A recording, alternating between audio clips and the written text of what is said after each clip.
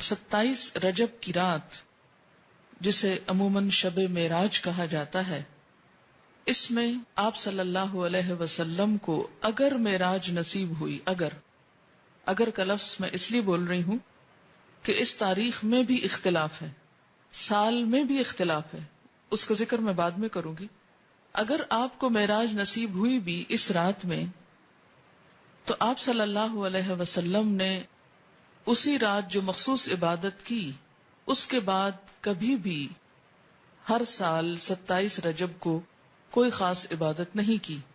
نہ ہی صحابہ کرام نے کبھی 27 رجب کی رات کو کوئی شب بیداری کی یا اس کی کوئی فضیلت بتائی.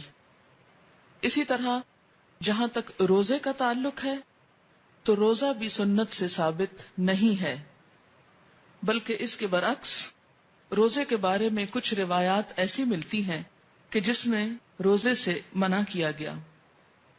مصنف ابن ابی شیبہ کی روایت ہے، حضرت زید بن اسلم رضی اللہ تعالی عنہ سے روایت ہے کہ رسول اللہ صلی اللہ علیہ وسلم سے رجب کے روزے کے بارے میں پوچھا گیا تو آپ نے فرمایا، شعبان کے روزوں سے آپ بے خبر ہیں، یعنی رجب میں نہیں، اصل میں شعبان میں روزے رکھے جائیں گے.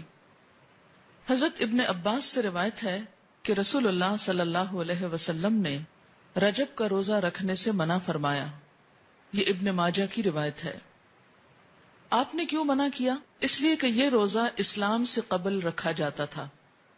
دور جاہلیت میں رجب کے مہینے کی تعظیم کی جاتی تھی، عزت افزائی کی جاتی، اس لیے آپ نے اس رسم کو ختم کرنے کے لیے یا اس کے اتباع کو توڑنے کے لیے اس سے منع فرمایا.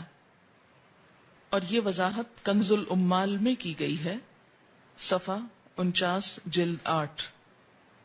تو اس سے کیا پتہ چلتا ہے کہ اس رات میں شب بیداری اور اس دن میں روزے کی کوئی حقیقت نہیں.